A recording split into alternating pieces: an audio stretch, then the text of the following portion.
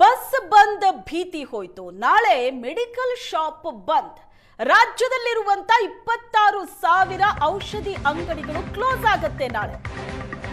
ಎಲ್ಲಿ ತನಕ ನಾಳೆ ಬಸ್ಗಳ ಸಂಚಾರ ಸ್ತಬ್ಧವಾಗುತ್ತೆ ಅನ್ನೋ ಆತಂಕ ಇತ್ತು, ಅದು ಹೋಯ್ತು. ಈಗ ಮತ್ತೊಂದು ಆತಂಕ ಶುರುವಾಗಿರೋದು, ನಾಳೆ ಮೆಡಿಕಲ್ ಶಾಪ್ಗಳು ಬಂದ್ ಆಗುತ್ತೆ. ಇಡೀ ರಾಜ್ಯದಾದ್ಯಂತ 26,000 ಔಷಧ ಅಂಗಡಿಗಳಿವೆ. ಆ ಎಲ್ಲ ಔಷಧ ಅಂಗಡಿಗಳು ಕ್ಲೋಸ್ ಆಗುತ್ತೆ. ಬೆಂಗಳೂರಿನಲ್ಲೇ 6,500 ಔಷಧಿ ಅಂಗಡಿಗಳು ನಾಳೆ ಕ್ಲೋಸ್ ಆಗುತ್ತೆ. ಆನ್ಲೈನ್ ನಲ್ಲಿ ಔಷಧಿ ಮಾರಾಟಕ್ಕೆ ಅವಕಾಶ ಕೊಟ್ಟಿದ್ದಕ್ಕೆ ಆಕ್ರೋಶ ವ್ಯಕ್ತವಾಗಿದೆ. ಬಂದ್ಗೆ ಔಷಧ ಅಂಗಡಿಗಳ ಮಾಲೀಕರ ಸಂಘ ಬೆಂಬಲ ನೀಡಿದೆ. ಬೆಳಗ್ಗೆಯಿಂದ ರಾತ್ರಿವರೆಗೂ ಔಷಧಿ ಅಂಗಡಿಗಳನ್ನ ಬಂದ್ ಮಾಡಲಾಗುತ್ತೆ. ನಾಳೆ ಮೆಡಿಕಲ್ ಶಾಪ್ಗಳು ಓಪನ್ ಇರಲ್ಲ. ಯಾವುದೇ ಔಷಧಿ ಅಂಗಡಿಗಳು ಓಪನ್ ಇರೋದಿಲ್ಲ. ನಾಳೆ ತುರ್ತು ಚಿಕಿತ್ಸೆಗೆ ಬೇಕಾದಂತಹ ಔಷಧಗಳೇನಿದೆ ಅದು ಆಸ್ಪತ್ರೆಗಳಲ್ಲೇ ಸಿಗುತ್ತೆ. ರಾಜ್ಯದ ಒಟ್ಟು 26,000 ಔಷಧಿ ಅಂಗಡಿಗಳು ಕ್ಲೋಸ್ ಆಗಲಿದೆ. ಈ ಫಾರ್ಮಸಿ ಪೋರ್ಟಲ್ಗಳು ಭಾರಿ ಪ್ರಮಾಣದ ಡಿಸ್ಕೌಂಟ್ ಅನ್ನ ಕೊಟ್ಟು ಔಷಧ ಮಾರಾಟ ಮಾಡ್ತಾ ಇರೋದ್ರಿಂದ ಸ್ಥಳೀಯ ವ್ಯಾಪಾರಿಗಳೇನಿದ್ದಾರೆ ಅವರಿಗೆ ಕಷ್ಟ ಆಗ್ತಾ ಇದೆ. ಆನ್ಲೈನ್ ನಲ್ಲಿ ಔಷಧಿ ಮಾರಾಟಕ್ಕೆ ಅವಕಾಶ ಕೊಟ್ಟಿದ್ದಕ್ಕೆ ಔಷಧಿ ಅಂಗಡಿಗಳ ಮಾಲೀಕರು ಆಕ್ರೋಶ ವ್ಯಕ್ತಪಡಿಸಿದ್ದಾರೆ. ಹಾಗಾಗಿ ಔಷಧಿ ಅಂಗಡಿಗಳ ಮಾಲೀಕರ ಸಂಘ ಬಂದ್ಗೆ ಬೆಂಬಲ ಕೊಟ್ಟಿದೆ.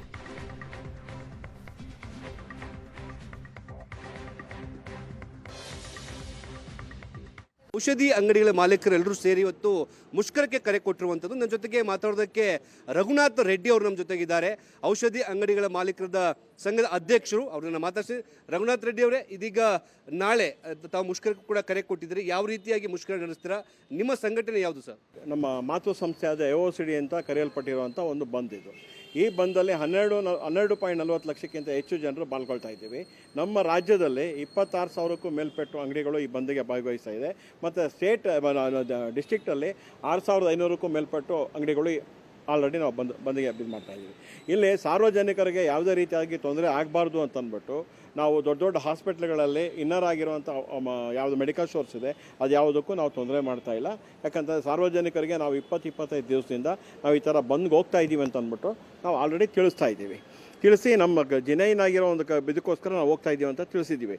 ಅದಾದ ನಂತರ ಇಲ್ಲಿ ಏನಾಗುತ್ತೆ, ಜನಗಳಿಗೆ ನಾವು ಮ್ಯಾಕ್ಸಿಮಮ್ ಇನ್ಫಾರ್ಮೇಷನ್ ಕೊಟ್ಟಿದ್ದೀವಿ. ಅವ್ರಿಗೆ ಯಾವುದೇ ತೊಂದರೆ ಆಗದೆ ಇರುವಂಥ ನಾವು ನೋಡ್ಕೊಳ್ತಾ ಇದ್ದೀವಿ. ಅವ್ರ ಸಹಕಾರವೂ ನಮಗೆ 100% ಸಿಗುತ್ತೆ ಅಂತ ನಾವು ಆಶಿಸ್ತೀವಿ.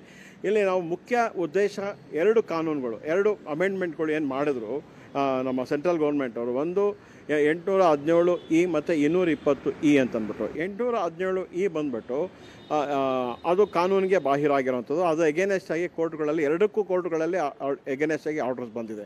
ಆದರೂ ಸಹ ಸೆಂಟ್ರಲ್ ಗೌರ್ಮೆಂಟ್ ಆಗಿರ್ಬೋದು, ಸ್ಟೇಟ್ ಗೌರ್ಮೆಂಟ್ಸ್ ಆಗಿರ್ಬೋದು ಮತ್ತು ಕನ್ಸರ್ನ್ ಡಿಪಾರ್ಟ್ಮೆಂಟ್ಸ್ ಆಗಿರ್ಬೋದು ಇದ್ರ ಬಗ್ಗೆ ಯಾವುದೇ ರೀತಿಯಾದಂಥ ಕ್ರಮ ತಗೊಳ್ತಾ ಇಲ್ಲ. ನಾವು ಎಷ್ಟೇ ಮನವಿ ಪತ್ರಗಳು ಕೊಟ್ಟರೂ ಸಹ ಇವರು ಯಾರೂ ಕ್ರಮ ತಗೊಳ್ತಾ ಇಲ್ಲ. ನಮಗೆ ರೇಟು ಡಿರೈವ್ ಆಗಿರುತ್ತೆ. ನಮ್ಮ ಸೆಂಟ್ರಲ್ ಗೌರ್ಮೆಂಟ್ ಅಥಾರಿಟಿ ಕೆಳಗಡೆ ಬರುವಂಥ NPPA ಅಂತ ಪ್ರೈಸಿಂಗ್ ಅಥಾರಿಟಿ ಇದೆ. ಆ ಪ್ರೈಸಿಂಗ್ ಅಥಾರಿಟಿ ಕೆಳಗಡೆ ನಮ್ಮ ರೇಟ್ಸ್ ಎಲ್ಲ ಫಿಕ್ಸ್ ಆಗುತ್ತೆ. 16, 18 ಮೈನಸ್ ಎಕ್ಸೈಸ್ ಡ್ಯೂಟಿ ನಮಗೆ ಮಾರ್ಜಿನ್ ಬರುತ್ತೆ. ಇಲ್ಲಿ ಇವರೇನು ಮಾಡ್ತಾರೆ, ಆನ್ಲೈನ್ ಶಾಪ್ ಅವರು, ಅದು ಫಸ್ಟ್ ಆಫ್ ಆಲ್ ಇಲ್ಲಿಗಲ್. ಅದು ಆ ಥರ ವ್ಯಾಪಾರ ಮಾಡೋಂಗೆ ಇಲ್ಲ. ಇದನ್ನು ಟೇಕ್ ಕೇರ್ ಮಾಡಬೇಕಾಗಿರೋಂಥ ಕನ್ಸರ್ನ್ ಗೌರ್ಮೆಂಟ್ಸು. ಅವರೇನು ಮಾಡ್ತಾರೆ, 25, 30, 35% ಡಿಸ್ಕೌಂಟ್ಗಳು ಕೊಟ್ಟು ನಮ್ಮ ಕೆಮಿಸ್ಟ್ಗಳಿಗೆ ತೊಂದರೆ ಮಾಡ್ತಾಯಿದ್ದಾರೆ.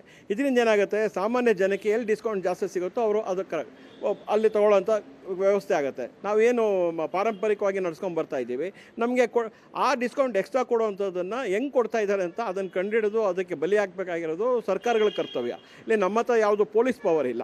ಸೊ ನಮಗೆ ನಾವು ಎಷ್ಟು ಬಾರಿ ಅವ್ರ ಹತ್ರ ರಿಕ್ವೆಸ್ಟ್ ಮಾಡಿಕೊಂಡ್ರು ಸಹ ಇದು ನಮ್ಮ ಸಮಸ್ಯೆ ಬಗೆಹರಿತಾ ಇಲ್ಲ. ಅದಕ್ಕೋಸ್ಕರ ನಾವು ಬಂದ್ಗೆ ಹೋಗ್ತಾ ಇದ್ದೀವಿ. ಸರ್, ನಾಳೆ ಯಾವ ರೀತಿಯಾಗಿ ಬಂದಿರುತ್ತೆ ಸರ್? ನಾಳೆ ಬೆಳಗ್ಗೆಯಿಂದ ಎಷ್ಟು ಗಂಟೆಯಿಂದ ಕ್ಲೋಸ್ ಮಾಡ್ತೀರಾ?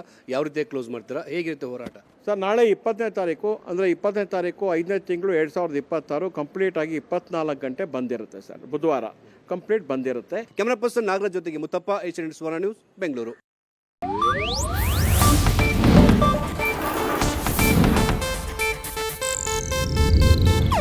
ಇದು ಏಷ್ಯಾನೆಟ್ ನ್ಯೂಸ್ ನೆಟ್ವರ್ಕ್ ಪ್ರಸ್ತುತಿ.